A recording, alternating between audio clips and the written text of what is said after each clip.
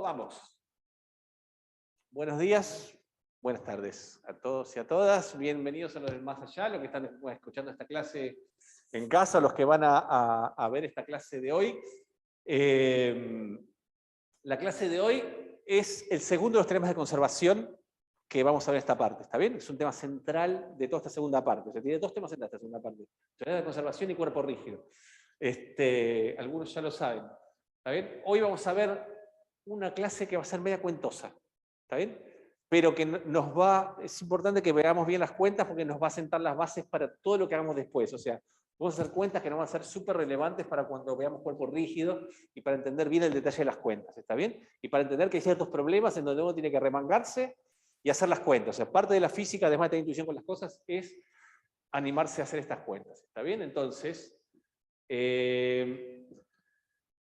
hoy vamos a definir el concepto de impulso angular. ¿Está bien? En la clase pasada hablamos de impulso lineal, que básicamente es una cantidad ligada a la velocidad de traslación. ¿Está bien? Y vamos a definir impulso angular, que es una cantidad que van a ver que nos va a ser fundamental para describir rotaciones. ¿Está bien? El impulso angular básicamente se define siempre respecto de un punto O, que es el que vamos a llamar el centro de momentos, o el origen respecto del cual calculamos el impulso angular. A ver si funciona esto bien. Perfecto. ¿Sí? Entonces, vamos a definir el impulso angular respecto de una partícula de masa m respecto de un punto O, ¿sí? Para cualquier partícula que se mueva con una cierta velocidad. Uy. Bueno.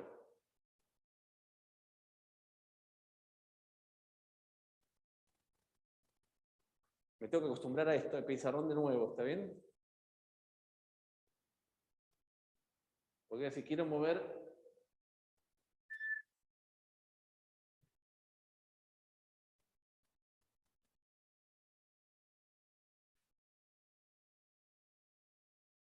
Entonces, si nosotros tenemos una partícula como esta que está acá, que describe esta trayectoria, una partícula de masa m, ¿sí?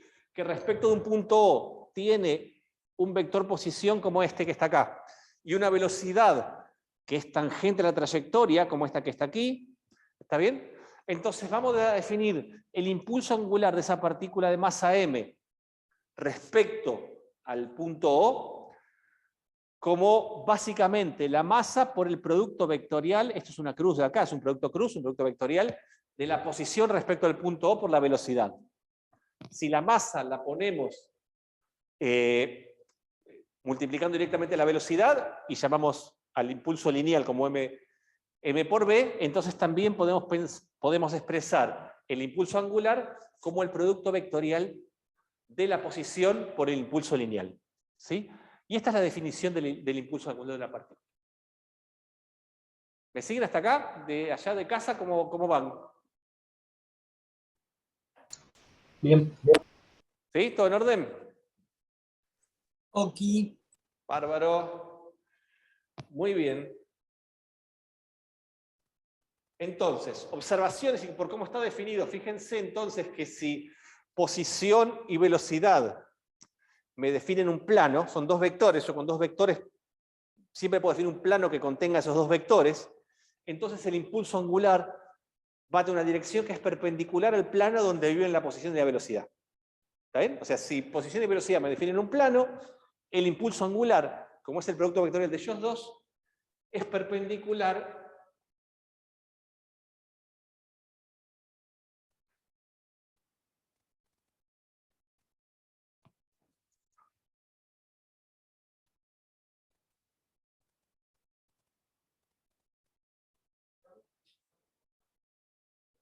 ¿cómo? Cuando quise mover con los 4 dedos hice 4 rayas. Así que no me resultó tan preciso. ¿Está bien? Y lo que... pará, voy a hacer una cosa. Voy a salir de este pizarrón. Me disculpan un segundito.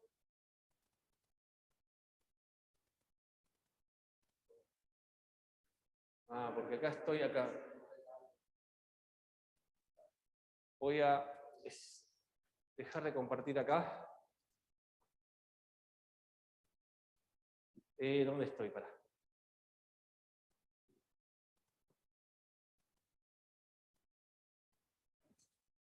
Muy bien.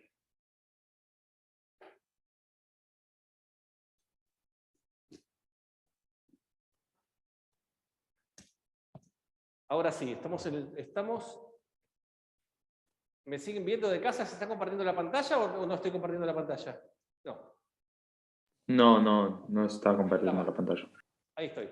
¿Ahora sí? Ahora Acá. sí. ¿Se ve? Perfecto. Muy bien, entonces. Entonces, como les decía, lapicito.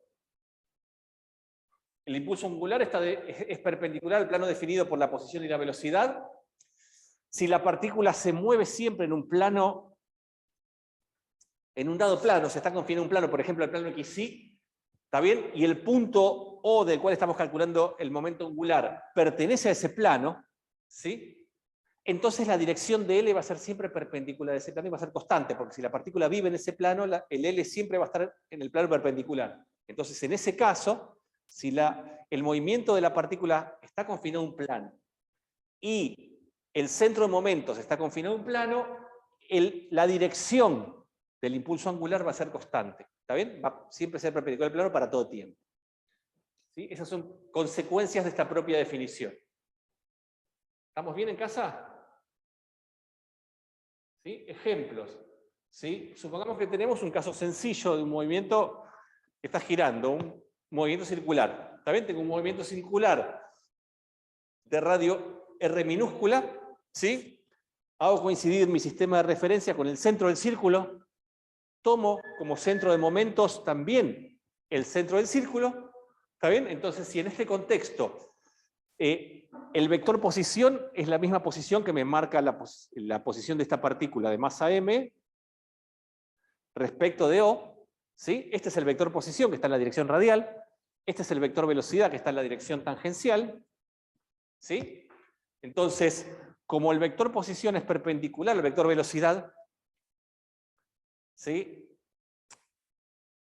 El módulo del impulso angular directamente me va a quedar como el producto de la masa por la velocidad por el módulo de vector posición. ¿Está bien? Si además escribimos que la velocidad la puedo escribir como omega por r, entonces esto lo metemos aquí y lo que me queda es que en este caso el impulso angular lo puedo calcular en módulo como m por omega cuadrado por r cuadrado. ¿Sí? Si tanto la posición como la velocidad están en el plano XY, entonces el momento angular, si esto gira en el sentido contrario a la aguja del reloj, va a estar en Z. ¿Está bien? Entonces el momento angular va a estar en Z. ¿Se acuerdan que también la velocidad angular la podemos expresar como vector? Porque si tiene este sentido de giro, podríamos decir que entonces que la velocidad angular también estaba en Z. Entonces esto me muestra que por el movimiento circular, la relación entre el impulso angular y el omega, vector, es esta, es m por r cuadrado por el vector omega. ¿Sí? Decime. Sí, podría estar en cualquier otro lado, en momentos, es arbitrario. ¿Está bien? El impulso angular, claro, yo puedo medir el impulso angular desde un punto por acá, por ejemplo. ¿Sí? En ese caso, si este fuera el centro de momentos, entonces la posición pertinente para el impulso angular sería ese vector posición.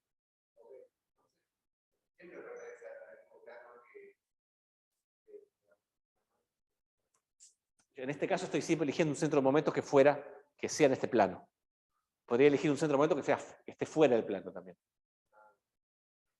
Sería más complicado dibujarlo. ¿Está bien? Hay una pregunta en el chat. ¿Qué unidad tiene el impulso angular? ¿Y qué unidad va a tener? A ver. Acá.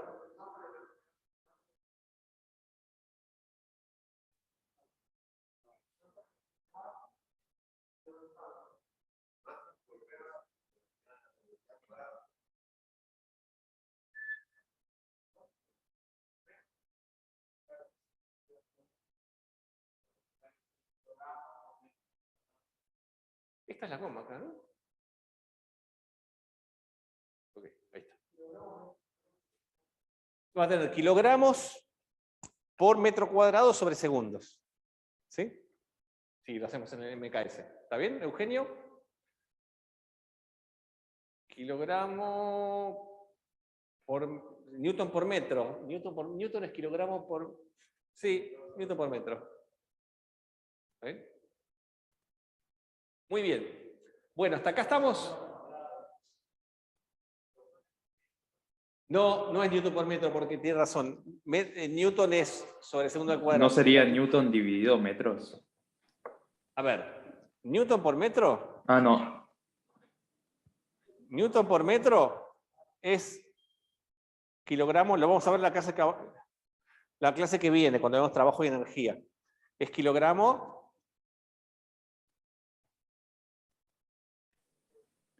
Kilogramo metro sobre segundo al cuadrado, segundo ¿no? al cuadrado. No, Sí. está bien. Kilogramo metro cuadrado sobre segundo al cuadrado. Pero omega es 1 sobre segundo. Esto es newton por metro. La unidad de L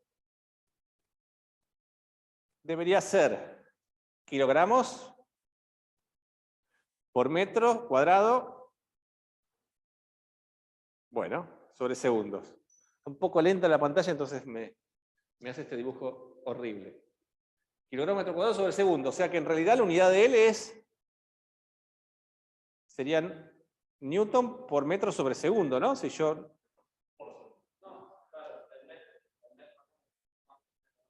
Newton por metro sobre... Ah, newton por metro por segundo. Claro, tienes razón. Bueno. Ahí está. Muy bien. ¿Sí? ¿Estamos?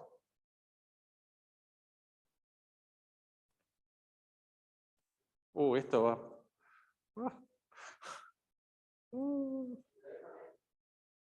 No, después se va. Parece que sí, pero yo también me asusté antes. ¿Ves? Ahí se va.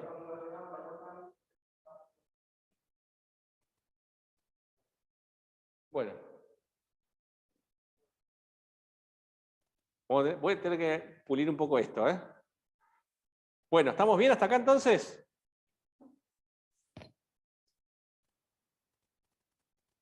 Si ahora yo tengo un movimiento curvilíneo en un plano, no necesariamente un movimiento circular, ¿sí? Un movimiento con una trayectoria cualquiera como esta que está acá, la forma genérica, más genérica de encarar una trayectoria curvilínea es usando coordenadas polares. ¿Está bien? Entonces, también me defino un centro de momentos, calculo por simplicidad la posición respecto a ese centro de momentos, ¿está bien? Eso tiene una velocidad que es tangente a la trayectoria. Entonces, si escribo la velocidad la posición y la velocidad en coordenadas polares, entonces puedo calcular el momento angular. Fíjense que para calcular el momento angular lo que tengo que hacer es escribir bien la posición y la velocidad en algún sistema de coordenadas. ¿Está bien? Si en este caso lo escribo en coordenadas polares, calcular el momento angular, el impulso angular respecto al punto O, simplemente es multiplicar la masa por el producto vectorial de estos dos vectores. ¿Sí?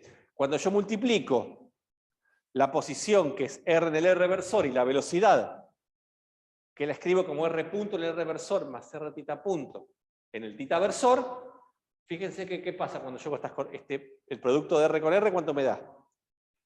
Me da 0, ¿está bien?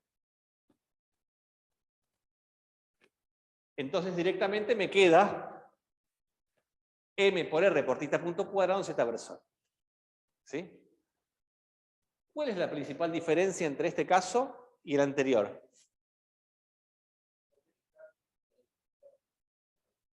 El R al cuadrado. Me queda, sí, R cuadrado Y omega. por tita punto. ¿Está bien? Gracias. ¿Cómo? Sí, ¿cuál es la diferencia entre este y el anterior?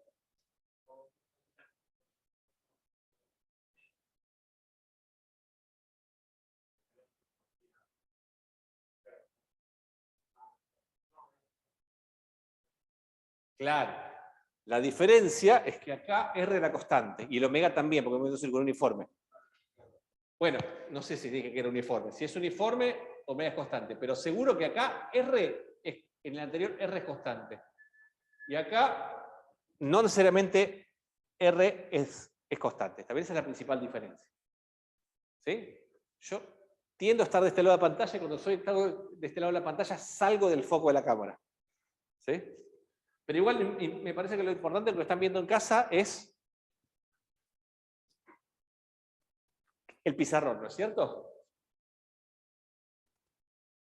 Me estoy olvidando de repetir las preguntas. De vuelta, háganme acordar, ¿sí? ¿Los que están en casa se entiende un poco la discusión o cuando los chicos que están acá me hacen las preguntas se pierden? No, se entiende, se entiende. Ok, igual avísenme, está bien, háganme recordar, esto es cuestión de costumbre, ¿sí?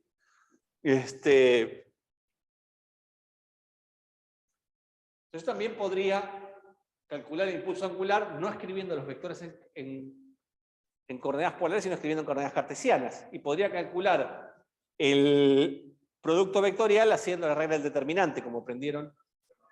¿Qué hice? Ah, ok. Dedujimos que preguntaron. ¿Por qué? ¿Por qué R? Gracias. ¿Por qué R es en R reversor, producto vectorial R reversor? Perdón. Claro, da cero porque si yo multiplico un vector por sí mismo, digamos, el producto vectorial de dos vectores paralelos me da cero.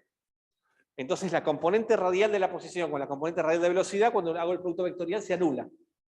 ¿Sí? ¿Se entiende, Valentín?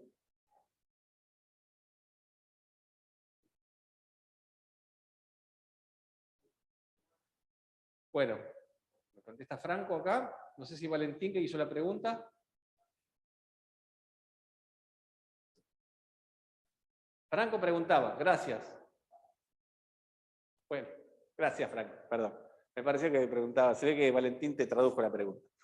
Bueno, ¿estamos acá, estamos allá, estamos todos en la misma página? Muy bien. Recuerden, este producto vectorial es algo que ya ustedes hicieron en álgebra, digamos, ¿está bien? Así que si yo lo quiero hacer, me da cada una de las componentes, me da haciendo el determinante, la componente inversor me da todo esto, la componente J es esta y la componente Z es esa. No voy a repetir lo que está a la vista de todos, ¿está bien?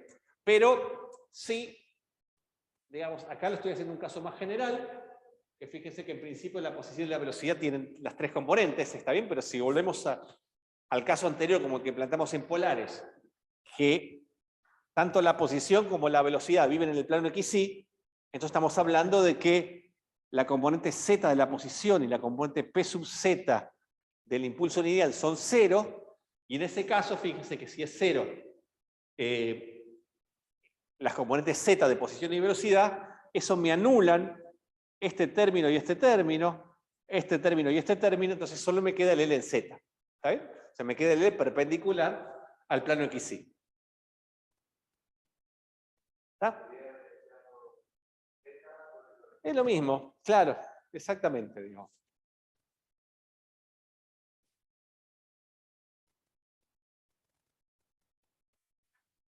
¿Estamos bien hasta acá? ¿Se entiende más o menos la idea? ¿Preguntas? Chicos allá en casa, chicas. ¿Podrías repetir la última parte? Sí. La última parte.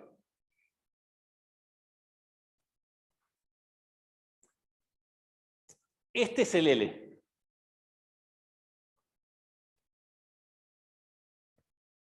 ¿Lo ves? En general, Sí. pero fíjate que esta expresión del L en general estoy suponiendo que la posición tiene coordenadas X y Z y la velocidad tiene coordenadas X y Z. Si queremos hacer el paralelo con el caso anterior, en donde el vector posición estaba en el plano XY y la velocidad también estaba en el plano XY, entonces debería ser que Z es igual a 0 y P sub Z es igual a 0. ¿Está bien? Excelente, gracias. Si eso pasa, entonces la componente X y la componente Y se me hacen 0 y solo me queda el L en Z. ¿Sí? O sea que si posición y velocidad están en un plano, el impulso angular está en el plano perpendicular. That's it. Excelente. Excelente, perfecto. Bueno, lo importante acá es qué pasa cuando, cómo es la dependencia temporal de L, ¿está bien? O sea, ¿qué pasa si, cuál es la dependencia temporal de L? ¿Cómo calculamos la variación de L con el tiempo? Bueno, simplemente derivamos con respecto al tiempo, ¿sí? Derivo con respecto al tiempo la definición, y como la definición es un producto de dos cosas, me queda la derivada del primero por el segundo sin derivar, más el primero por la derivada del segundo. ¿Está bien? Y acá empieza el tipo de cosas que vamos a empezar a usar y va a ser muy habitual este tipo de cuentas. ¿Está bien? Porque cuando hacemos estas derivadas, ¿qué me aparece? La derivada de la posición respecto del tiempo, ¿quién es? La velocidad. Y si eso hago producto vectorial por el impulso lineal, que es la masa por la velocidad, ¿cuánto me da? Eso me da 0 porque estoy multiplicando dos vectores que son paralelos. Claro, exactamente. Están los dos en la misma dirección, cualquiera que sea. ¿Sí? ¿En casa me siguen? Sí. Háganme pulgar para arriba. ¿Sí? Y del otro, ¿qué me queda? R por dPA dt. ¿Se acuerdan quién era la derivada temporal del impulso lineal de la clase pasada? La fuerza resultante. ¿Está bien? Entonces, este segundo término que está acá, me queda el producto vectorial de la posición respecto de O por la fuerza resultante sobre la partícula. ¿Sí? O sea que la derivada temporal del impulso angular es el producto vectorial de la fuerza por la posición medida desde el centro de momentos. Y si esto hicieron estática, tuvieron estática en el CBC, reconocerán que esto es lo que se llama el torque o el momento de una fuerza. ¿Está bien? El producto vectorial de la fuerza por la posición medida en un cierto punto, eso, esa cantidad se define como el torque de una fuerza, y eso es importante porque ¿qué dice?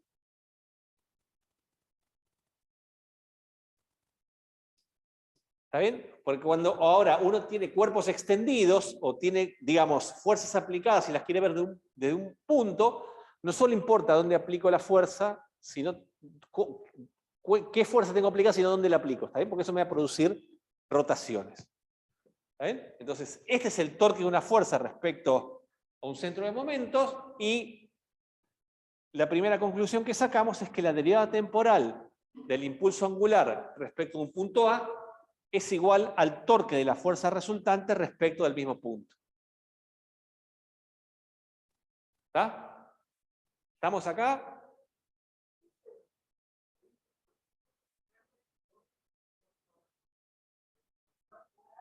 El torque de la fuerza resultante. Tau es el torque, se llama torque o momento. ¿Está bien? A veces se hace con la letra M o a veces con la letra... No, es una T, una tau. ¿Está bien? Decime. Claro, pero acá, claro, justo, mira, acá tengo una partícula. ¿Está bien? Entonces, este es el caso de una sola partícula.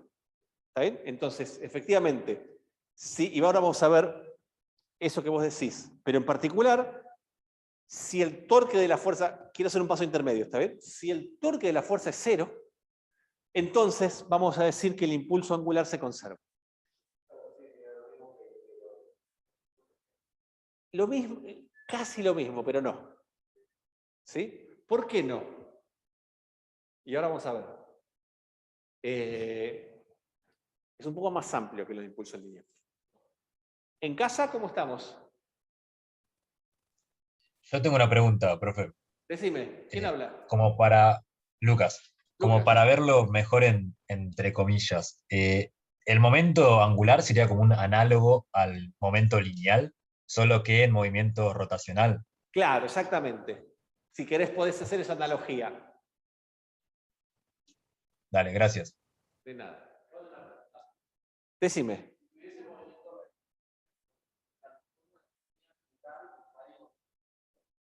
Ahora justo vamos a hacer ese ejemplo. Dale. Acá, perdón. Sí, me está preguntando, vamos a ver, me está preguntando. ¿Cómo era? Alguien.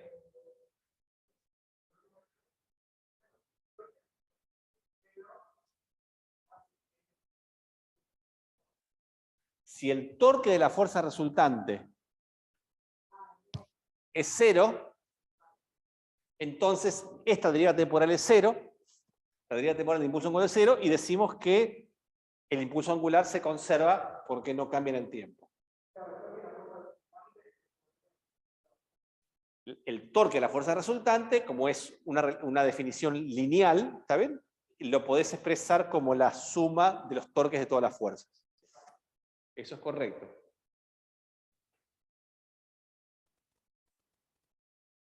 ¿Está bien? Observaciones importantes. El impulso angular y el torque se calculan desde el mismo centro de momentos. Siempre. ¿Está bien? O sea, esa relación vale si calculamos el impulso angular, o sea, si las posiciones para el torque y para el impulso angular lo calculamos del mismo origen. ¿Sí? Como decíamos antes, y acá creo me preguntaban acá por el Zoom. Esta ecuación es similar a la que habíamos visto en la clase pasada, que la derivada temporal es análoga, pero para rotaciones, a que la derivada temporal del impulso lineal es igual a la fuerza resultante. ¿Está bien? Y acá es lo que decías vos. Si la fuerza resultante está compuesta por la suma vectorial de n fuerzas, entonces el torque de la fuerza resultante lo puedo calcular como la suma de todos los torques. ¿Está bien? Esto es trivial de la definición, es un producto simplemente. ¿Está bien? Es hacer una distributiva. Y, por supuesto, la otra conclusión lógica es que si el torque de la fuerza resultante no es 0, ¿está bien? Entonces, el impulso angular de esa partícula no se conserva. ¿Sí?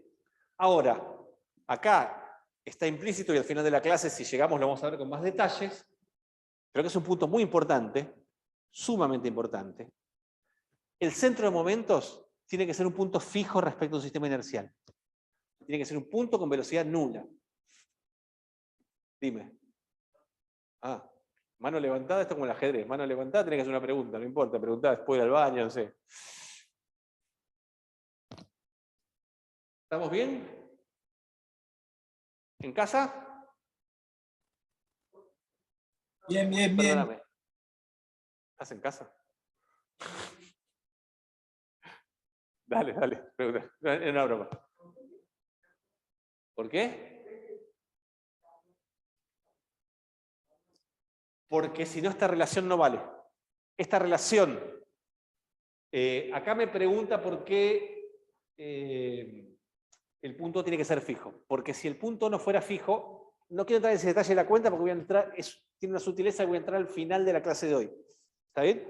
Pero si el punto, digamos, esta relación que acabamos de deducir, esta de acá, que la derivada temporal del impulso lineal es igual al torque de la fuerza resultante, asume implícitamente que este punto O es fijo, tiene velocidad nula. ¿Está bien?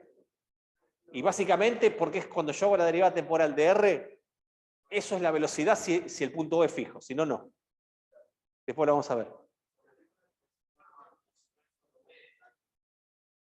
Claro, si no, no es solo B la derivada de R.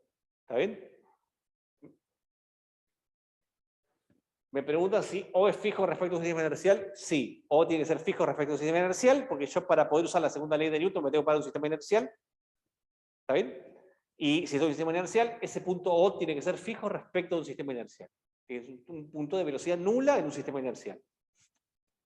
¿Estamos? ¿Estamos en casa? Sí, sí, sí. Sí. Ya vamos a ver. Listo. Cualquier cosa me hacen preguntas, o si bien que sea algo que no se entiende porque no se escuchan las preguntas de la clase, abran el micrófono y díganme, ¿sí? No se corten porque tenemos que esta dinámica nueva la tenemos que aprender un poquito, ¿sí? Me gustaría que estemos todos acá, sinceramente. Bueno, lo activó.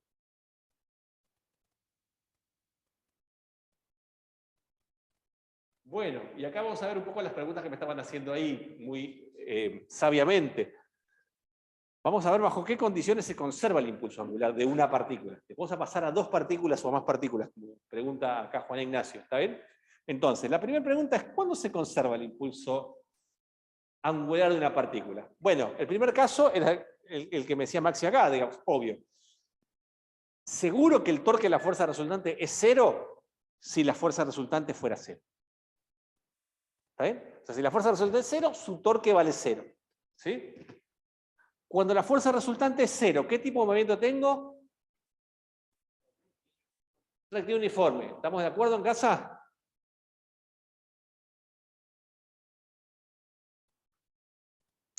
Sí. ¿Sí? Sí.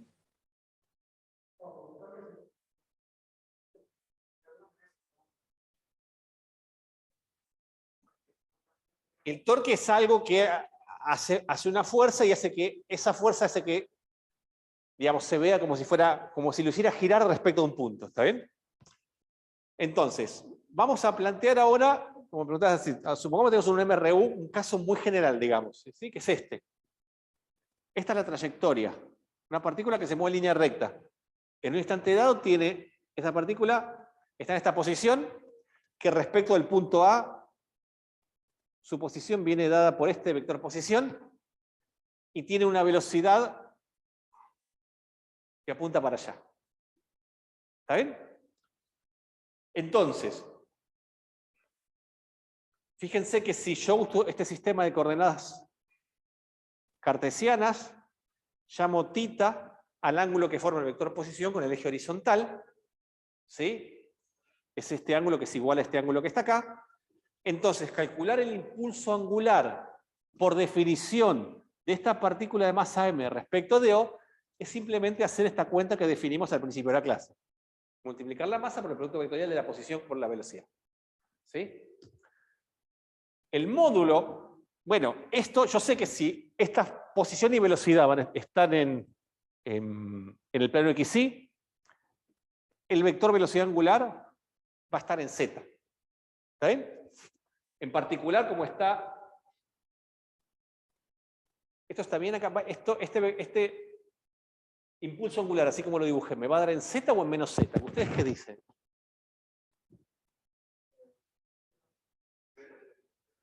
Menos Z, ¿está bien? Porque si yo hago girar R sobre B, esto me tendría que dar horario. O sea que esto me tendría que dar acá un menos, ¿está bien? O sea, menos el módulo del impulso angular, que es masa por el módulo de la posición, por el módulo de la velocidad, por el seno del ángulo que forman posición y velocidad, que es este ángulo θ que está acá.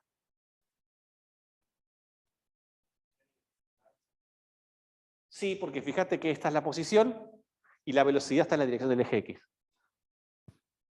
¿Está bien? Entonces, si yo prolongo esta línea, este ángulo es igual a este ángulo, pues son, creo que correspondientes, se llaman. ¿Me siguen? ¿En casa? ¿Estamos bien con las cuentas?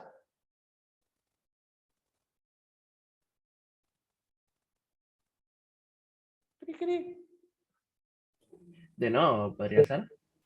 Vamos, estamos. ¿Qué parte no sé? Esta parte, digamos, yo tengo que hacer este producto vectorial. ¿Sí? Sí. Ese producto vectorial puedo decir, mirá, yo esto lo puedo descomponer en componentes, o puedo decir, mira, simplemente el impulso angular va a tener un módulo, que es el módulo del producto vectorial, que es el módulo del primero por el módulo del segundo por el seno del ángulo que forman, y esto va en la dirección que es perpendicular a estos dos vectores. Como esos dos vectores vienen en el plano XY, la dirección perpendicular va a ser Z o menos Z, depende si el giro de R sobre B es en sentido horario o en sentido antihorario. ¿Está bien? ¿Me siguen en casa eso? Sí, sí. Entonces, como cuando yo tengo que hacer girar R sobre B, si hago el producto vectorial R por B, tengo que hacer girar R sobre B. Cuando yo hago girar R sobre B, voy en sentido horario, y por lo tanto la regla de la mano derecha me dice que el impulso angular debería meterse en el pizarrón, mientras que el eje Z es girar X sobre Y y debería salir del pizarrón. Entonces, eso me dice que en realidad yo acá me equivoqué y esto debería ser en menos Z versor. ¿Sí? La Está dirección. perfecto. Y el módulo, como decía, el módulo del impulso angular va a ser la masa por el módulo de la posición, por el módulo de la velocidad, por el seno del ángulo que forma posición y velocidad. Esa es definición de producto vectorial. ¿Sí?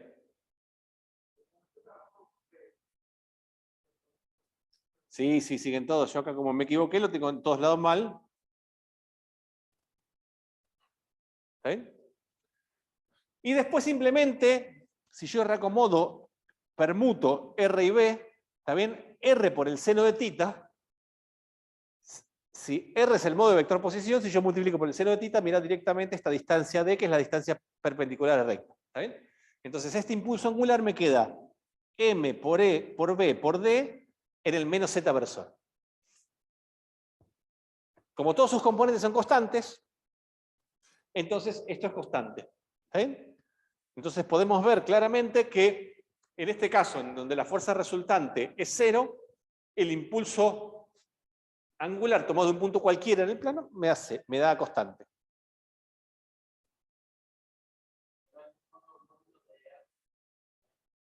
Sí, acá me pregunta Valentín. Valentín te llamas, ¿no?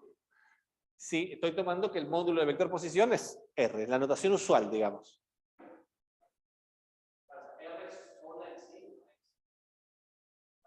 No, exactamente.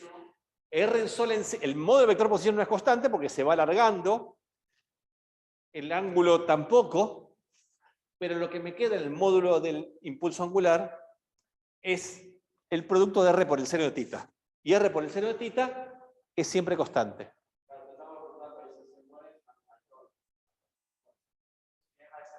Si deja de ser rectilíneo es porque hay una fuerza externa que hace torque, entonces no se conserva. Exacto. ¿Se entiende? ¿Me siguen en casa? A vos te hablo. Sí. ¿Sí? ¿O se perdieron en algún lado?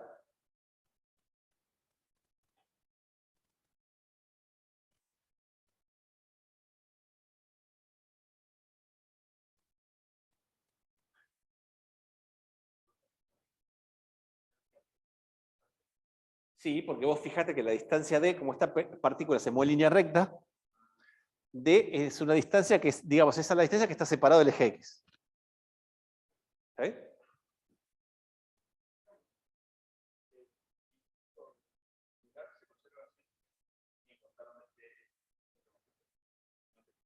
El impulso angular se conserva siempre que se cumpla qué condición. Que la sumatoria de torques aplicada sobre la partícula sea 0. O sea,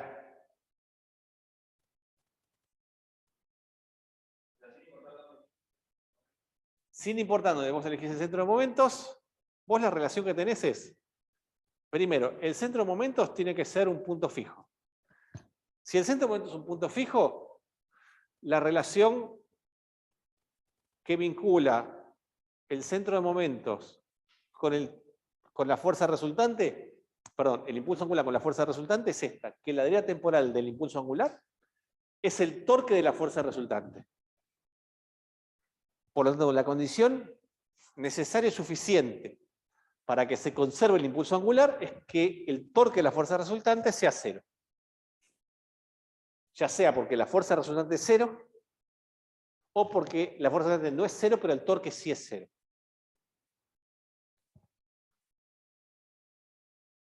¿Sí? ¿Me siguen en casa? Sí. ¿Sí? ¿En qué caso el torque... Bueno, ya acá estoy revelando.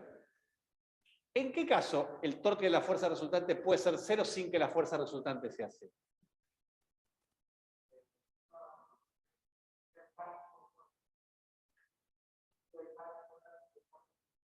Si hay pares de fuerzas opuestos, ahí en el caso es la fuerza resultante es 0. Pero vos suponete que la fuerza resultante no es 0. La fuerza resultante tiene que ser en R. Acuérdense que la definición de torque es un producto vectorial entre dos vectores. Entonces, el torque va a ser 0, o cuando alguno de esos componentes den 0, o cuando esos vectores sean como paralelos. Entonces, el torque de la fuerza resultante también va a ser 0 cuando la fuerza resultante sea paralela al vector posición. No. Ahí tenés una fuerza. No. Entonces, ¿en qué caso yo voy a tener una fuerza resultante que sea paralelo al vector posición, a la posición referida al centro de momentos? Para los casos que vamos a llamar y que van a ser muy importantes acá, cuando tengamos fuerzas centrales. ¿Está bien? ¿Cuándo tenemos una fuerza central? Cuando, por ejemplo, tengo un movimiento circular uniforme, como este. ¿Está bien? Y elijo como centro de momentos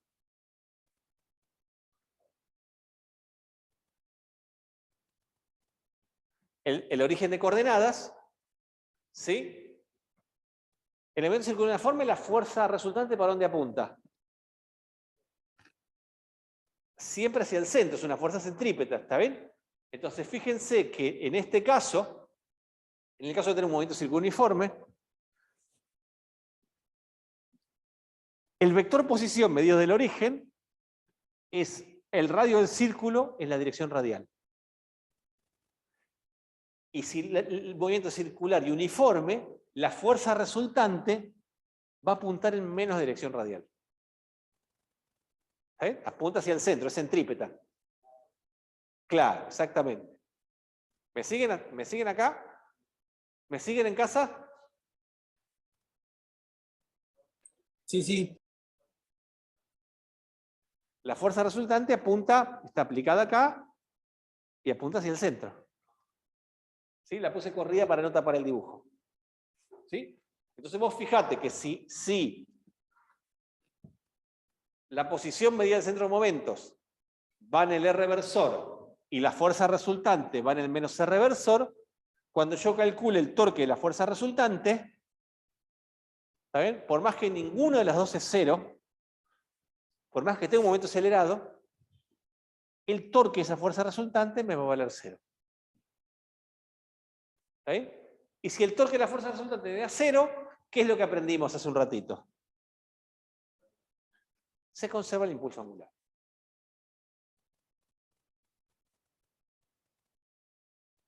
¿Lo ven? ¿En casa?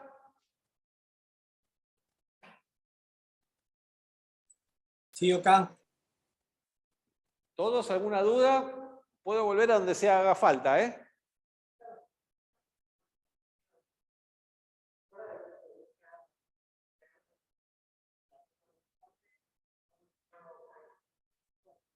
Exactamente. Son dos vectores que son paralelos. Y el producto vectorial de dos vectores paralelos me da 0. ¿Se entiende, Juan Ignacio?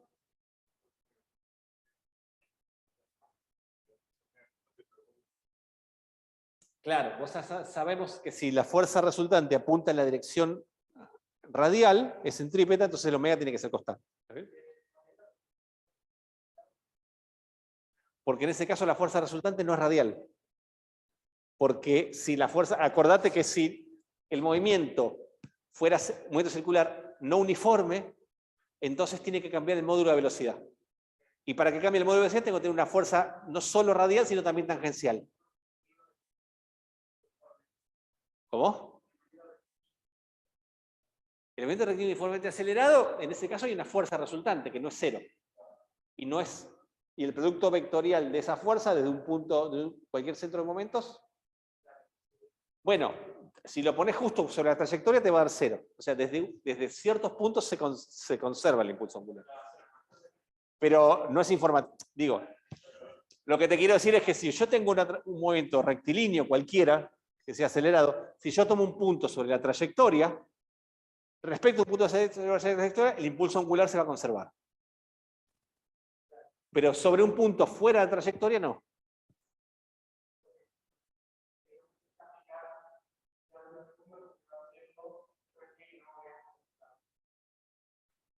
Perdón, acá me preguntan, voy a traducir la pregunta para los que están en casa, ¿está bien? Me preguntan si yo tuviera un movimiento rectilíneo acelerado, si se conserva o no el impulso angular. Y lo que digo yo es depende de dónde pongamos el origen de momentos. Si el origen de momentos está sobre un punto de la trayectoria, entonces el vector posición va a estar siempre sobre la trayectoria, la fuerza va a estar siempre sobre la trayectoria, ya sea para un lado o para el otro, el torque de la fuerza resultante me va a dar 0, y para un centro de momentos sobre la trayectoria, el impulso angular se va a conservar de cualquier movimiento rectilíneo, no importa si sea acelerado o no. Pero si el origen de momentos está fuera de la trayectoria, ¿está bien? Entonces, este va a ser el vector posición, para acá va a apuntar la fuerza, y el torque de la fuerza resultante va a ser distinto de 0 y no se va a conservar el impulso angular.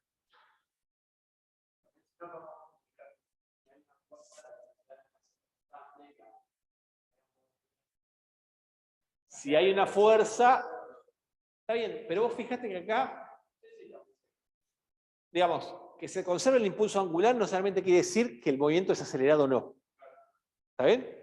O sea, que se conserve el movimiento angular, vamos a ver que nos pone ciertas condiciones sobre el problema, pero no son condiciones triviales en el sentido de, bueno, si se conserva el impulso angular, la velocidad es constante. Eso no puede pasar, porque además, vos fíjate que la conservación o no del impulso angular depende de dónde pongamos el origen de momentos.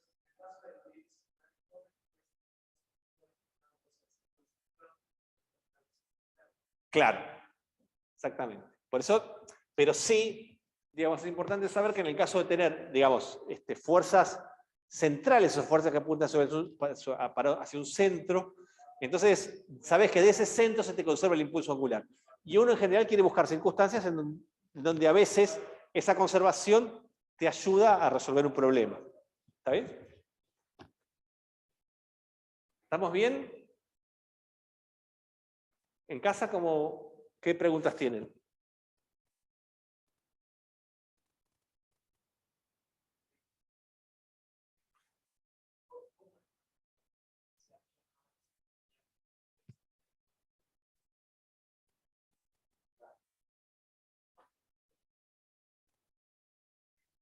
¿Sí? ¿Qué me dicen allá en casa? Estoy viendo a ver si siguen conectados, porque mejor no se conectaron, ¿viste? Se desconectaron todos. ¿Nadie tiene nada que decir? ¿Se entiende o están... se puedan andar Sí, en sí. bicicleta? ¿Tienen alguna pregunta? Yo tengo una pregunta. ¿El centro de momentos lo elegimos nosotros o es Sí. según el Puede ejercicio? ser un punto fijo, pero lo elegís vos. Ah, ok. ¿Está bien? Entonces, si en este caso, si lo quiero calcular, ya sé que se conserva. Si lo quiero calcular, simplemente tengo que escribir posición y velocidad en unas coordenadas adecuadas. Me conviene escribirlo en coordenadas polares. La posición en coordenadas polares para viento circular es trivial. Es el radio de giro en el R versor respecto del origen que está en el centro del círculo. La velocidad me va a quedar entonces como R por tita punto en tita versor. Y cuando yo hago el producto vectorial de estos dos vectores que son perpendiculares, directamente me queda, y acá lo escribí bien, m por r cuadrado por tita punto en z versor. ¿Está bien? Y este impulso angular es constante si tita punto es constante, cosa que sucede si la fuerza es centrípeta. ¿Está bien?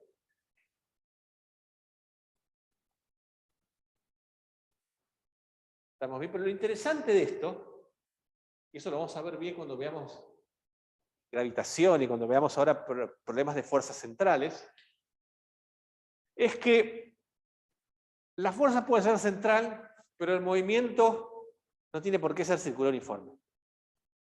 ¿Está bien? Y esto pasa, por ejemplo, cuando uno describe el movimiento de los planetas o los asteroides respecto de, por ejemplo, del Sol. ¿Está bien? Que respecto del Sol, la fuerza gravitatoria es una fuerza central. ¿Está bien? Entonces, si yo pongo mi sistema de coordenadas en el Sol, ¿sí? Mi origen de momentos en el Sol, entonces la fuerza gravitatoria que mueve todos los planetas o los cuerpos celestes en las proximidades del Sol es una fuerza que apunta hacia el Sol. Entonces, en ese caso también es una fuerza. Si yo tomo ahí como origen de momentos, el vector posición y la fuerza gravitatoria de cualquier cuerpo celeste, el producto vectorial, el torque de esa fuerza va a ser 0. ¿Eso lo ven? ¿Lo ven en caso también?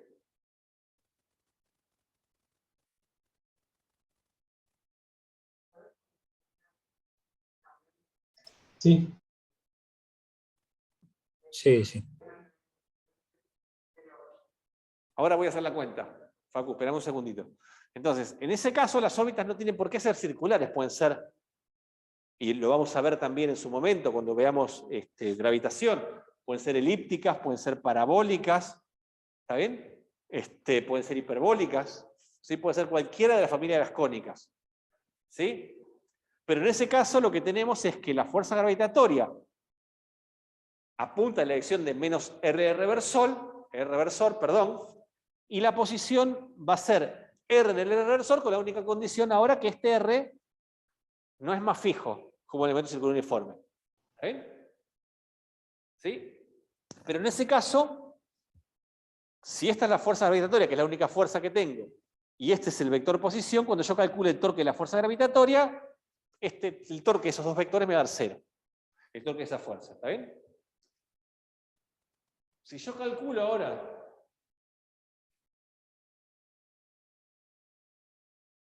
el impulso angular para una partícula que no necesariamente describe un movimiento circular, pero bajo una fuerza central, la posición la calculo como R en el R reversor, usando coordenadas polares, la velocidad como R punto en el R reversor más R tita punto en tita versor, y cuando yo hago este producto vectorial, ¿sí? Hago distributiva, R reversor por R reversor me da 0, R reversor por tita versor me da Z, y entonces me queda M por R por tita punto, y acá ¿qué me olvidé? Me olvidé de poner Z versor.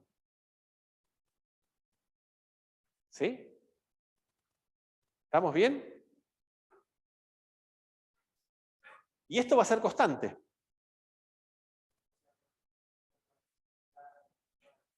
Exactamente. Fíjate que dos cosas, digamos, ¿sí? Y eso lo vamos a ver bien. Que el L se conserve en este caso te impone dos condiciones sobre el movimiento. ¿Sí? Una, que el movimiento de la fuerza central está confinado a un plano que es siempre perpendicular al L. Entonces, si la dirección perpendicular la llamás Z, entonces vos sabés que si el L se conserva, el movimiento va a ser siempre un plano. O sea, la órbita va a estar en un plano. ¿Está bien? En el plano perpendicular al momento angular. ¿Sí? O sea, R y B van a vivir, posición y velocidad, van a vivir siempre en ese plano perpendicular al impulso angular. Y además, como vos decías, el módulo de impulso angular es M por R cuadrado por tita punto. Y ahora pueden variar R cuadrado y tita punto.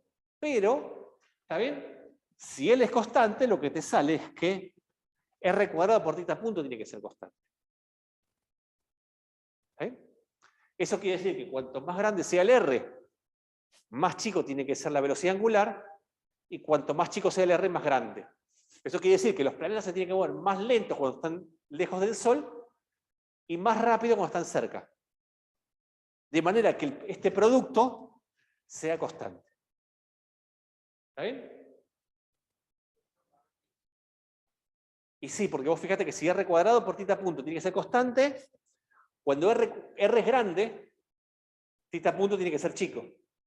Y viceversa. ¿Está bien? Cuando uno es grande o chico, eso quiere decir que si yo estoy lejos, es decir, cuando R es grande, eso tiene que girar lentamente, y cuando está cerca, que R es chiquito, eso tiene que girar rápidamente. Y no de cualquier manera, sino que se cumple exactamente esta relación. Ahora, la pregunta es, ¿qué esconde esa relación? ¿Cómo se puede expresar de otra manera esa relación? ¿Está bien? Y esta relación tiene una interpretación geométrica que la descubrió alguien yendo por otro camino. ¿Sí? Claro, porque si R cuadrado por tita punto es constante, entonces tita punto la puedes escribir como esa constante sobre R cuadrado. ¿Está bien? Entonces, esa relación es la siguiente. Supongamos que tenemos, este es el Sol, y tenemos un planeta que describe una órbita y nosotros agarramos este pedazo de órbita. ¿Sí? Bueno.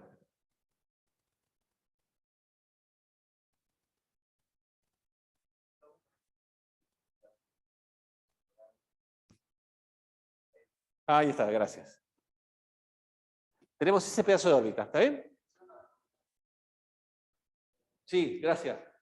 O sea que en el caso de fuerzas centrales, las fuerzas solo dependían de la posición relativa.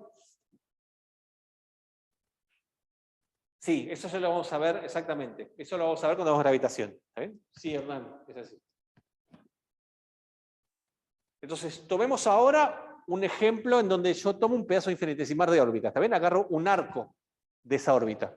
¿Sí? Chiquitito. ¿Sí? Entonces, esa órbita, el vector posición, en ese diferencial de tiempo, ese planeta recorre un arco que es diferencial S, ¿sí? Y ese diferencial S está relacionado con el arco, el ángulo que barrió infinitesimal, el d θ que barrió el vector posición en ese intervalo de tiempo. ¿Está bien? De manera que este arco diferencial S yo lo puedo escribir como R por d θ, haciendo simplemente la geometría de ese arco de esta sección de arco. ¿Está bien? ¿Me siguen hasta acá? Sí. No necesariamente constante, pero si el tiempo es muy chiquitito, vos podés asumir que la variación del R en un diferencial de tiempo casi no varía. ¿Está bien? Entonces, en este caso, vos fijate, la cantidad que nos importa es el área, digamos, el área barrida por el vector posición. Ese área básicamente es como el área de un triángulo. Es un medio de la superficie de la base por la altura, digamos. Es un medio de R por diferencial S. Si yo escribo el diferencial S como R por d θ, entonces vos fíjate que el área infinitesimal barrida en ese intervalo de tiempo corto es un medio de R por d θ. Y si yo divido por diferencial de tiempo, acá me queda un medio de R cuadrado por d θ. O sea, un medio de R cuadrado por θ punto. Y acordate que si se conserva el impulso angular, R cuadrado por θ punto es constante. Es decir, que si R cuadrado por θ punto es constante, esto es constante.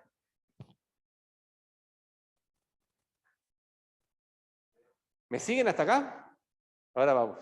Vamos a hacer una pausa acá. ¿Me siguen en casa? Sí, sí.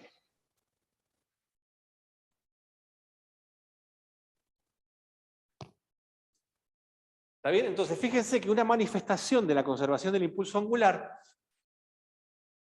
es que el vector posición medido desde el centro de momentos, en este caso es el Sol, que describe la órbita de esos planetas, se mueve de manera tal que la velocidad a la que barre el área es constante. ¿Está bien? Esto quiere decir que ese planeta se mueve barriendo áreas iguales en tiempos iguales. Y eso exactamente es lo que observó Kepler cuando analizó los datos de Tycho Brahe, ¿está bien? Y empezó a ver qué tipo de regularidades había en las órbitas, y una de ellas es la que se conoce como la segunda ley de Kepler, que es que los planetas se mueven de manera tal que barren áreas iguales en tiempos iguales. ¿Está bien? Eso lo vamos a ver en detalle cuando veamos gravitación, pero ya podemos ver que esa observación de barrer áreas iguales en tiempos iguales, desde este formalismo es lo mismo, digamos, es una consecuencia de la conservación del impulso angular. ¿Está bien? Es decir, que hay una relación entre la cercanía, hay una condición de vínculo, digamos, un constraint, una restricción entre la cercanía y la velocidad angular. ¿Sí? Para barrer áreas iguales en tiempos iguales, cuando estás más cerca, que el brazo del radio es más chico, se tenés que mover más rápido. ¿Está bien? Y cuando estás más lejos te mueves más lento. ¿Sí?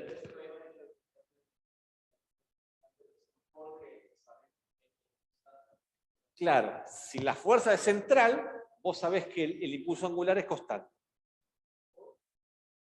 ¿Sí? ¿En casa me siguen con esto?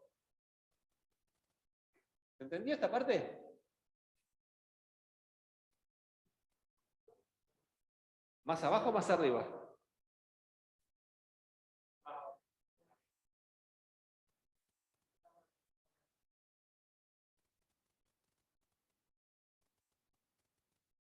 ¿Hay alguien en casa? Sí, estamos. ¿Estamos? ¿Se entiende esta parte? Sí. Sí, raro eso, ¿no?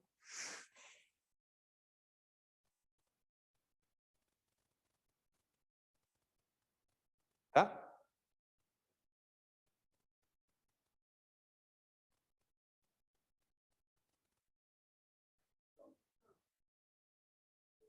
¿Cómo, Facu?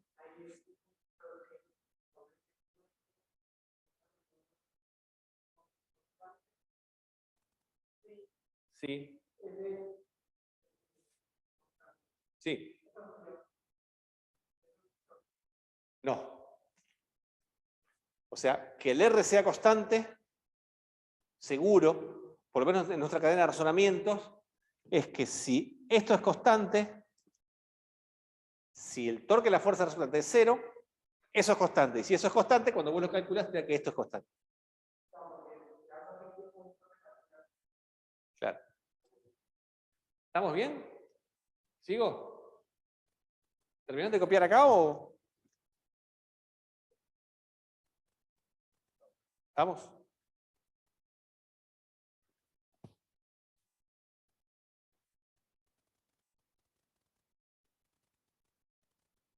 Bueno, ahora vamos al caso que me reclamaban acá. ¿Quién eras vos, Juan Ignacio, que me decías? ¿De dos partículas? ¿N partículas?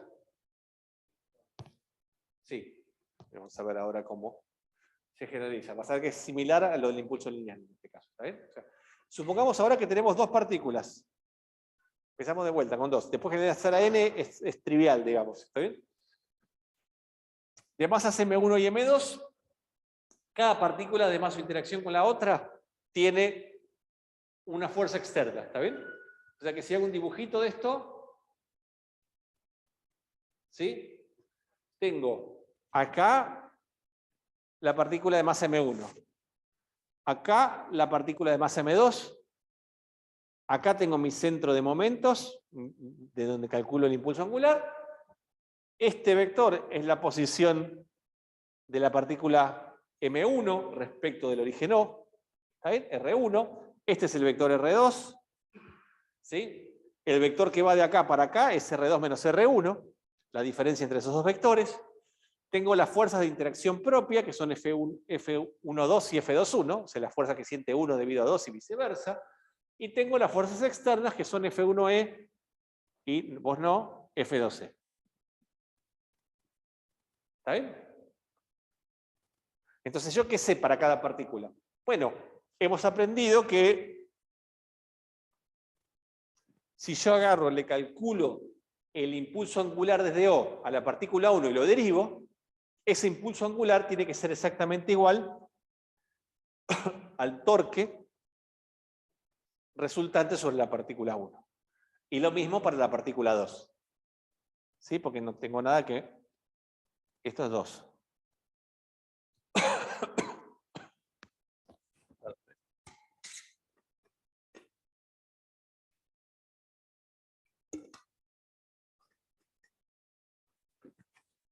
De manera que, si yo sumo estas dos ecuaciones, lo que me queda es que la derivada temporal de la suma de los impulsos lineales me va a quedar a la suma de los torques resultantes sobre cada una de las partículas. ¿Está bien? Ahora, el torque resultante sobre la partícula 1 es el torque debido a la fuerza externa y a la fuerza interna. ¿Sí? Lo mismo con la partícula 2. El torque resultante de la partícula 2 va a ser la posición de la partícula 2 respecto al punto O, producto vectorial, por la suma de la fuerza que tiene aplicada. O lo que es lo mismo, pues yo podría haber hecho la suma de los torques. Da lo mismo, ¿está bien? Porque es hacer esa distributiva antes o después. ¿Me siguen acá? ¿Me siguen en casa?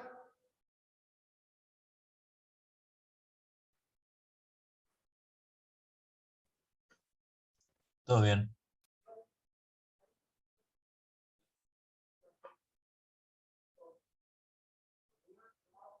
Sí, todo bien. ¿Cómo, Facundo? Claro. 1 y 2 tienen, cada una tienen 2 fuerzas aplicadas.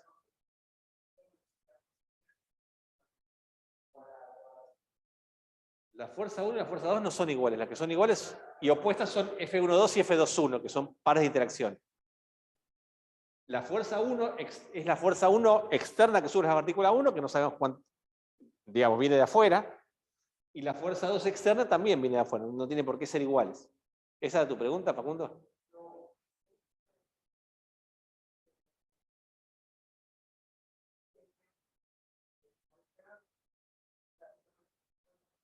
¿A dónde dice R por FR?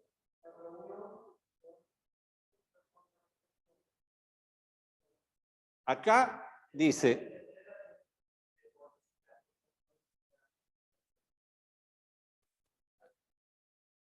acá, acá. No llegué, pará, no llegué todavía. Si yo hago esta distributiva, me queda, este es el torque de la fuerza externa sobre la partícula 1, esto es R1 por F12. Yo lo que digo acá es F12, no todo, F12 la puedo escribir como menos F21. ¿Está bien? Lo mismo hago con esto, me queda R2 por F2 y acá R2 por F21. Si yo sumo los torques, ¿sí? La suma de estos primeros términos de acá me dan la suma de los torques de las fuerzas externas. ¿Sí? Y como acá F12 y F21 son iguales, digamos, F12 lo reemplazo por menos F21, saco factor común F21 y me queda R2 menos R1. ¿Sí? Y ahora, el producto vectorial de R2 menos R1 por F21, ¿cuánto me da?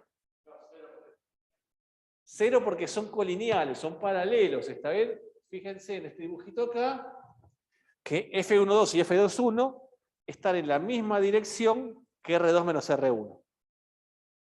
O que R1 menos R2. ¿Estamos? ¿Eso lo ven en casa, chicos y chicas?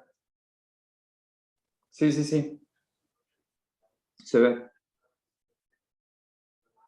¿Cómo? Ya vamos, no nos apuremos. Estamos. Ya viene, ya viene. ¿Está bien? Vamos de a poco porque como las cuentas son, cada vez se van poniendo en complejidad. Entonces, si yo empiezo a saltar pasos, hago un merengue. Pero está muy bien lo que te preguntas. Te pido. Me pregunta. Maxi me pregunta. Sí, me pregunta qué onda con el centro de masa. Ya vamos a ver. Muy bien. Entonces, como esto es 0, si llamamos al L total, o sea, al L del conjunto de partículas, la suma de los impulsos angulares, entonces lo que tenemos es que la derivada temporal del impulso angular total es la sumatoria de torques externos. ¿Está bien? Que es un poco quizá lo que vos me preguntabas antes, Juan Ignacio, ¿no? ¿Sí? Por lo tanto, si la fuerza externa es 0, o sea, si el sistema está aislado, o si el sistema no está aislado, pero la suma de los torques externos da 0, entonces el impulso angular de mi sistema se conserva. ¿Está bien?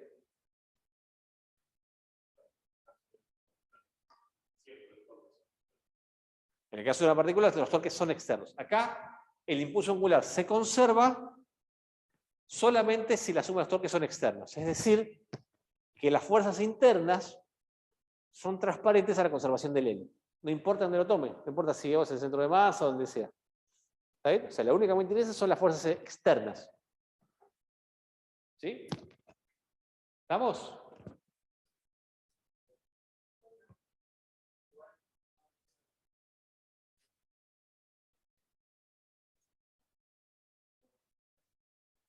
No. Fíjate que acá no estoy haciendo ninguna hipótesis sobre quién es el punto O. Más allá de que la velocidad de O tiene que ser 0. Bueno, vamos a ver después al final de la clase o al principio de la que viene. ¿Está bien? Pero si O es un punto fijo, ¿está bien? No importa dónde lo pongo, porque fíjate que yo no hice ninguna hipótesis sobre dónde tiene que estar. Entonces, digamos, exactamente, no importa dónde esté O, si la sumatoria de torques externos da 0, el L se conserva de O. Y that's it. ¿Sí? ¿Se entiende en casa? ¿Vamos bien?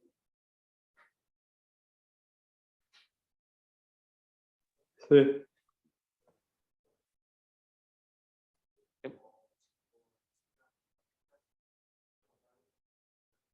¿El impulso angular? Depende de las fuerzas externas. Depende de cómo sean las fuerzas externas. Solo de eso.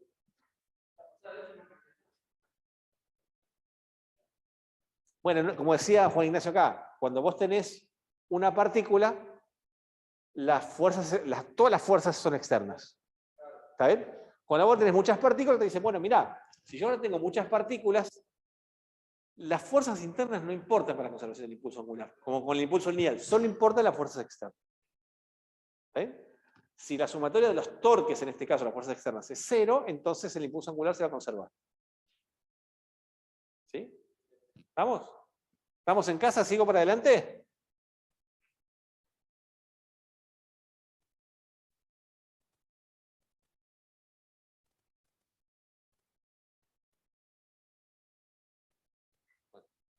Ya nadie dice nada, así que sigo, ¿sí?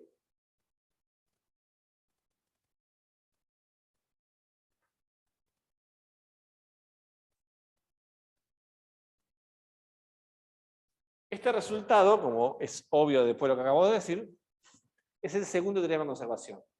¿Sí? El teorema de conservación del impulso angular. Vamos a ver ahora, en lo que nos queda en la clase, si llegamos, 3 casos de interés. ¿Sí? El primer caso es qué pasa si calculamos el impulso angular no respecto de un punto cualquiera, sino si ese punto cualquiera, ese origen de momentos, es el centro de masa de mi sistema.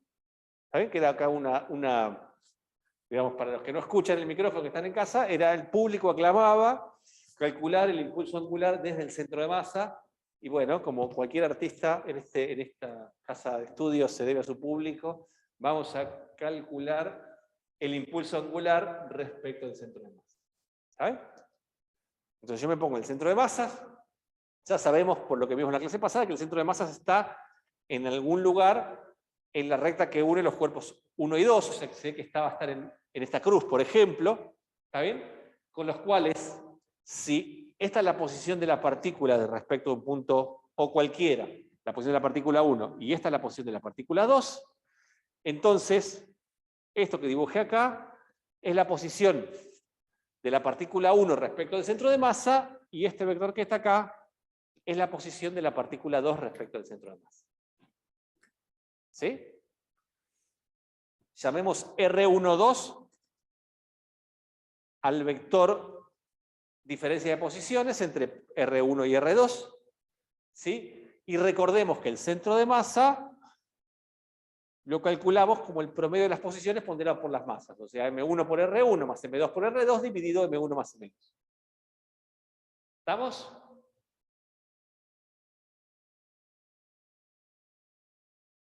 ¿Estamos bien en casa?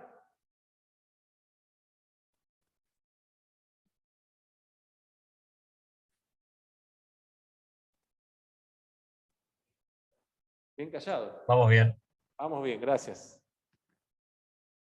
¿Está? Entonces, si yo quiero calcular ahora el impulso angular respecto al centro de masa, tengo que en principio calcular las posiciones, encontrar la expresión de las posiciones de la partícula 1 y de la partícula 2 respecto del centro de masa.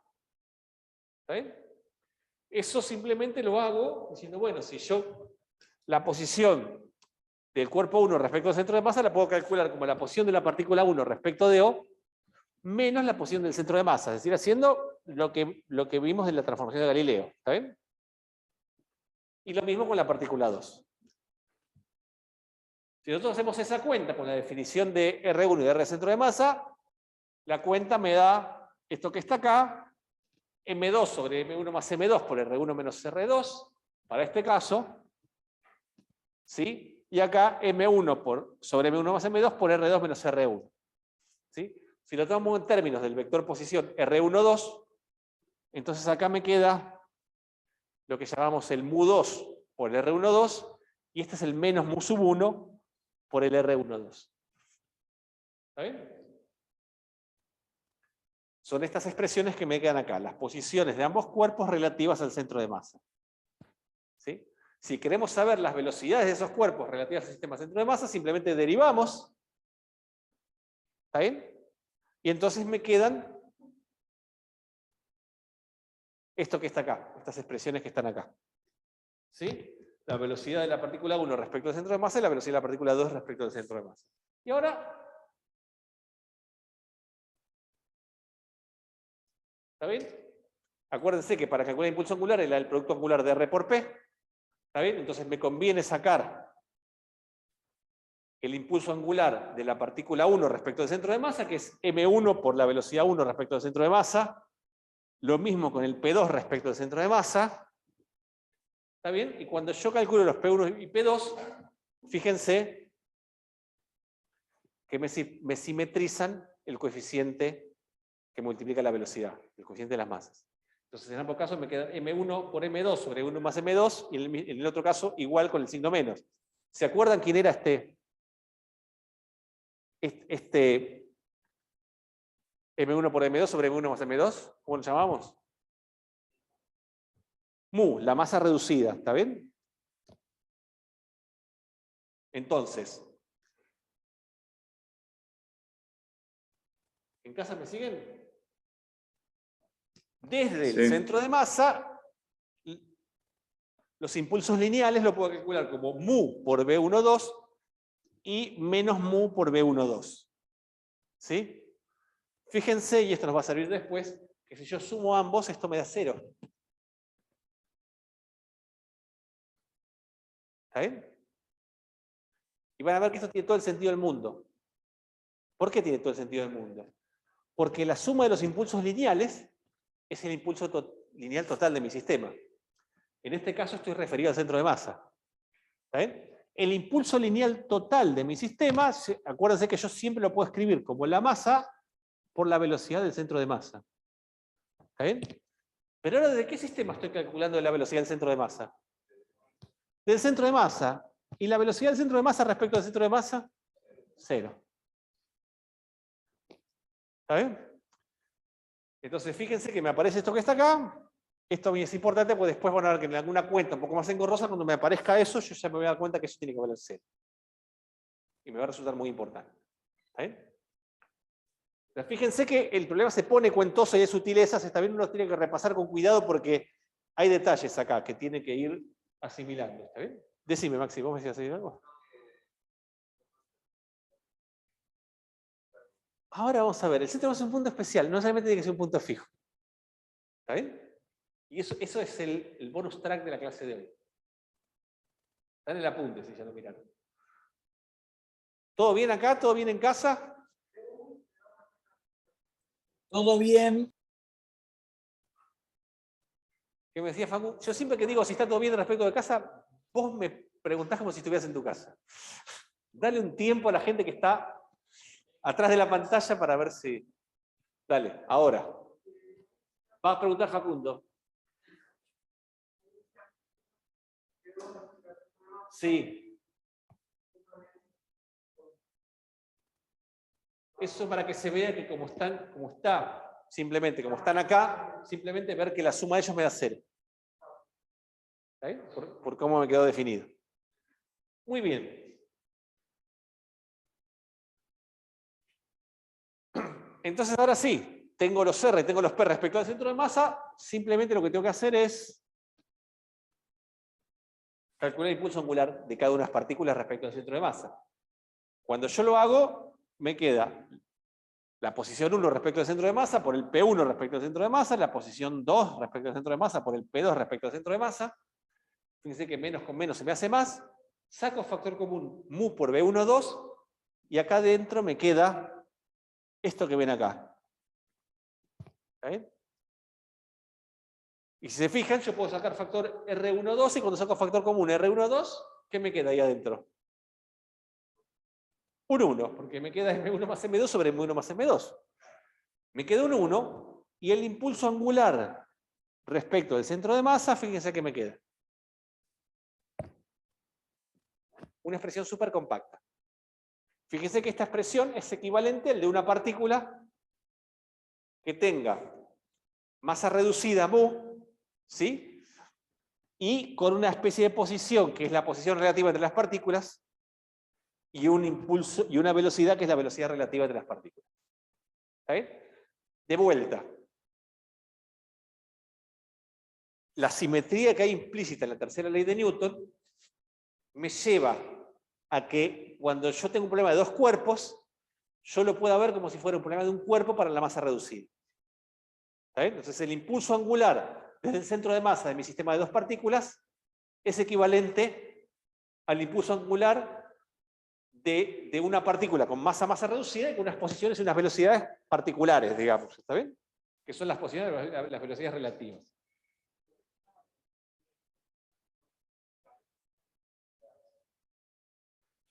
No lo sé, quizás seguramente, y yo lo ignoro. ¿Está bien?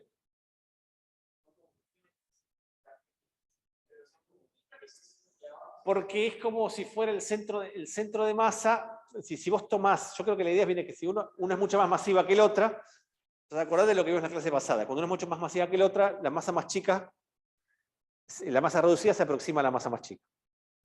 ¿Está bien? Y me parece que es eso, como la masa reducida es como el exceso de masa que te queda encima.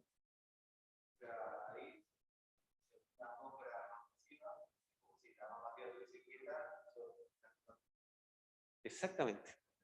Exactamente. ¿Está bien? Y esto es lo que le decía antes. Entonces, nomenclatura. Cuando un sistema tiene un sistema de n partículas, cuando calcula el impulso angular desde el centro de masa, a ese impulso angular calculado del centro de masa se le suele llamar impulso angular interno o impulso angular, y esto lo van a usar mucho, de spin. ¿Sí? Y podemos saber la justificación de ese nombre. ¿Estamos? Voy a ir un poquito más, Aye. Total tenemos tiempo. Caso 2. ¿Cuál es la relación entre el impulso angular calculado de un punto U fijo, vamos a llamar el impulso angular desde el laboratorio, y el impulso angular de spin? ¿Está bien? ¿Qué relación entre ambos? Bueno, veamos. Para eso simplemente tenemos que meter los cambios de coordenada en las definiciones de L. No es nada más que eso, pero lo que está bueno acá es ver las cuentas y ver un poco, acostumbrarse a este tipo de cuentas, porque nos van a aparecer mucho después cuando hagamos cuerpos rígidos. ¿Está bien? Entonces, si yo calculo el impulso angular de O, simplemente hago las posiciones medias de O, R1P1 más R2P2. ¿Está bien? Esta expresión la voy a llamar 1. Si quiero vincular con el centro de masa, tengo que recordar entonces que la posición R1 la puedo escribir como la posición del centro de masa más la posición del cuerpo 1 respecto al centro de masa. ¿Sí? Transformación de Galileo. Y lo mismo con esto. ¿Está bien? Y si yo estas expresiones las derivo, lo cual me va a dar que para cada una de las partículas, la velocidad de cada partícula respecto de O es la velocidad del centro de masa más la velocidad de la partícula respecto al centro de masa. Simplemente fíjense que esto es la derivada de esto, cambiando el I con 1 y con 2.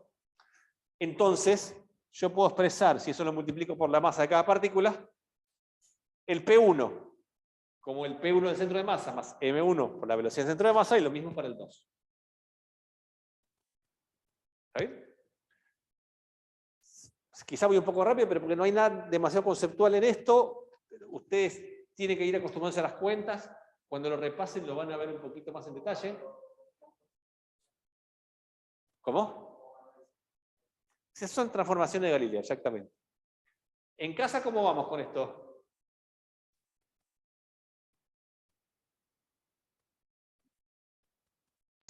Bien. ¿Sí? Muy bien. Entonces, si... bueno. Si yo ahora esos cambios de coordenadas los pongo acá, en la definición del L calculado de O, ¿está bien? Expreso el R1 como con esta expresión referida al centro de masa, y lo mismo con el P1, ¿está bien? Y lo mismo para el 2, fíjense que entonces acá tengo 2 por 2, 4, más 4 me debería dar 8 términos, ¿está bien? Entonces, fíjense, primero hago este por este, me da este. Este por este, me da este otro. ¿Está bien? ¿Eso por qué los saco? Porque me da la posición y el impulso lineal referidos al centro de masa. Esto no es otra cosa que el impulso angular respecto al centro de masa. ¿Está bien? Esos dos términos me dan el impulso angular respecto al centro de masa. ¿Y el resto qué me da? Bueno, voy a hacer primero este por este y este por este. Saco factor común, el R del centro de masa, y me queda esos dos. ¿Está bien? Y fíjense que acá me queda la posición del centro de masa más la suma de los impulsos lineales medio centro de masa. ¿Se acuerdan cuando daba eso? Era 0, porque ¿se acuerdan que uno era mu por B12 y el otro era menos mu por B12? ¿Lo ven en casa? Sí. ¿Está bien? Entonces, esto se me hace 0. Y después lo que me queda es, yo multipliqué todo contra los primeros, me falta multiplicar los dos primeros contra los segundos términos. ¿Está bien? O sea que los términos que me faltan acá son R1 más R centro de masa, que es R1, por M1, la velocidad del centro de masa, y lo mismo con el otro. ¿Está bien?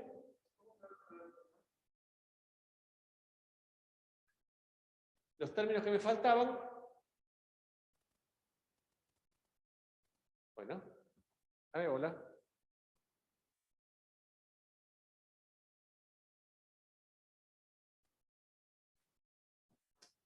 ¿Está bien? Los términos que me faltaban son todo este paréntesis de la izquierda por el segundo de acá, y todo este paréntesis de la izquierda en el 2 por este M2 velocidad del centro de masa.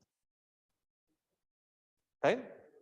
O sea, es R1 por M1 velocidad del centro de masa y R2 por M2 velocidad del centro de masa. R2 es esta suma.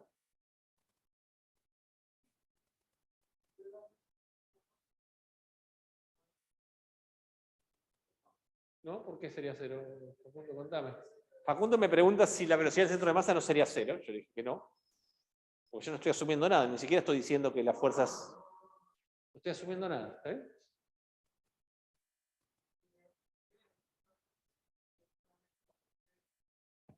El centro de masa es con las posiciones y las velocidades medidas del centro de masa.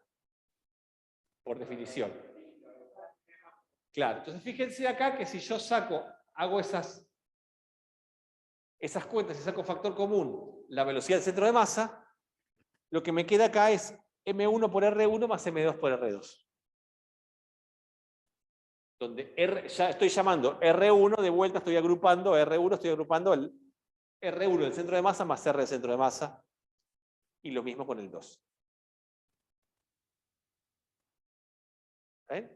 Acá ya, entre que es viernes y se acerca a las 7 de la tarde y las cuentas se ponen espesas, esto se pone espeso. Pero yo lo que les garantizo, por supuesto, esta es una clase para que uno la vaya decantando a medida que la va repasando. ¿Está bien?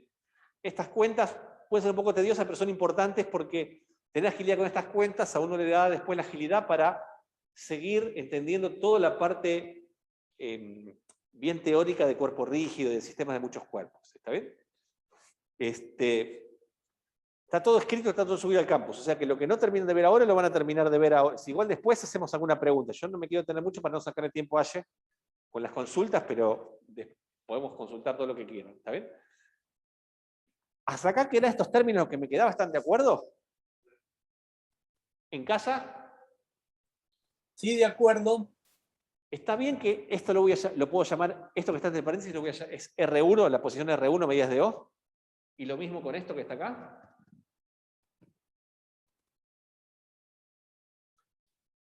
Entonces, si están de acuerdo con esto, están de acuerdo que yo puedo agarrar este término y estos términos, expresar esto como R1, expresar esto como R2, sacar a factor común la velocidad del centro de masa, y me queda M1 R1 más M2 R2. Y cuando yo hago esto, digo, pero yo esta cuenta la conozco de algún lado.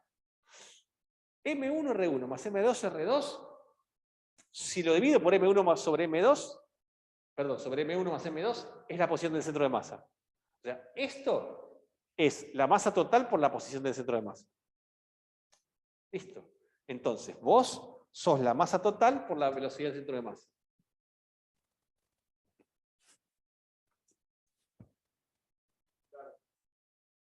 ¿Está bien? Entonces, lo que me queda es esto.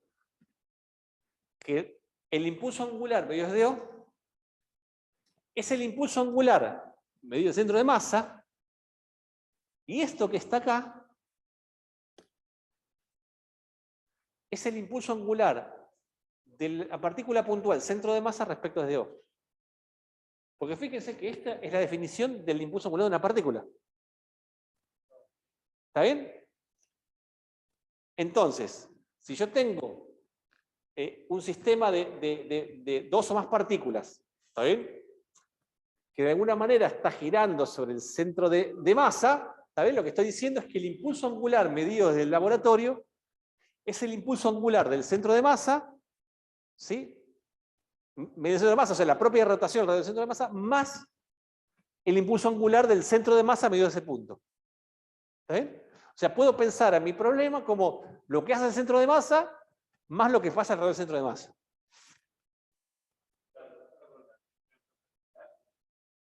Este es el impulso angular del centro de masa respecto de O. Es este nombre especial, un poco largo. No. Que yo sepa, no.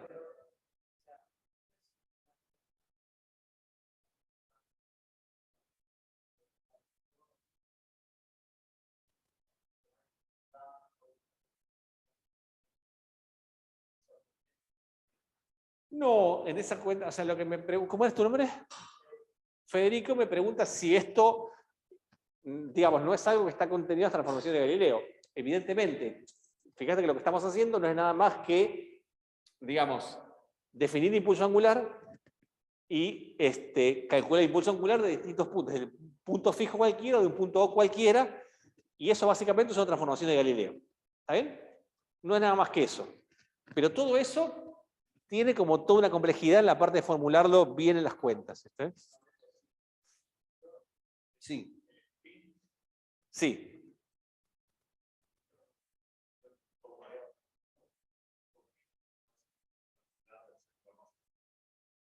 El spin es el impulso angular de tu sistema de partículas respecto del centro de masa de ese sistema. Claro. Y este es el impulso angular de la partícula puntual, centro de masa, respecto de... A ver.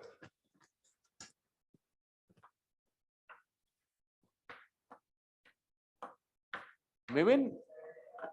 ¿Se ve de casa eso? No. Sí, se ve. ¿Se ve de casa, sí o no? No tanto, lo Lo puedo del hacer. pizarrón no. A ver qué dice. ¿No se ve? Miren, vamos a ver ahora. Mazo. Momento. Un poquito.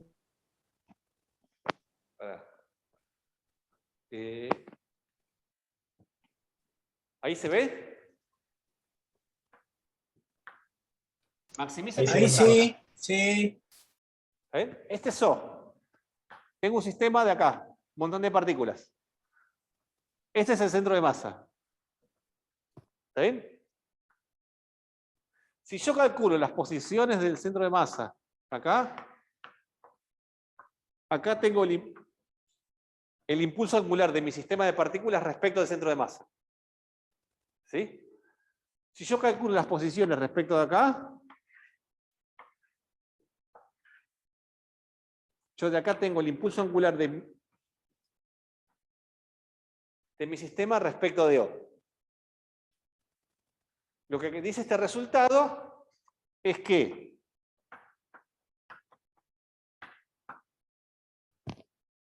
El impulso angular de mi sistema respecto de O es el impulso angular de mi sistema respecto del centro de masa, más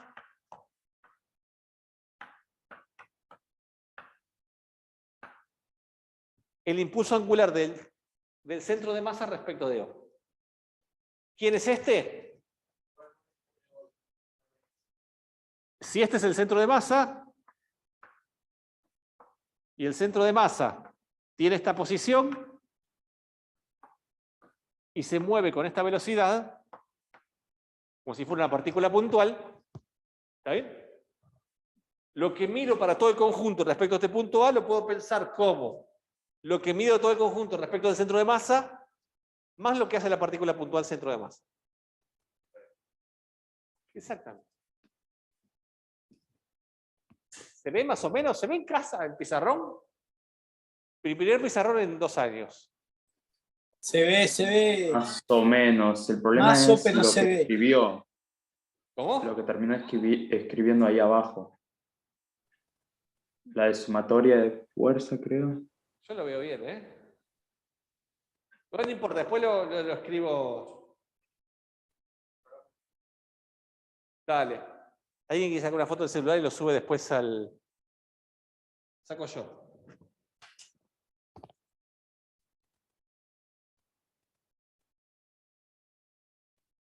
No, esto.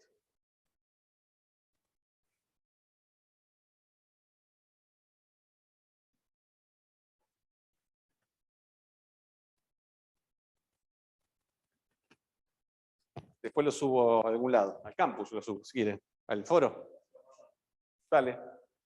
¿Estamos bien hasta acá? ¿Qué hora es? ¿Cómo estoy? Con Ayelén ya puesto por terminar, así dejamos un descanso.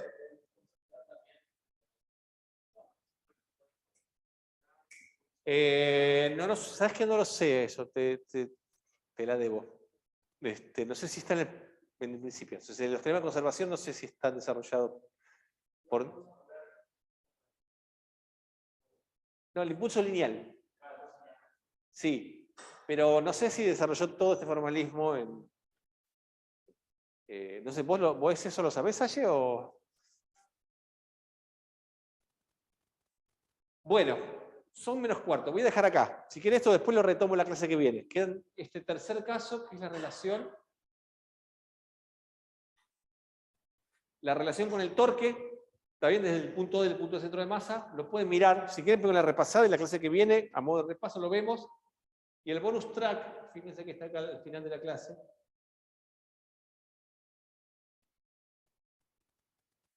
¿Sí? Que tiene que ver con esto.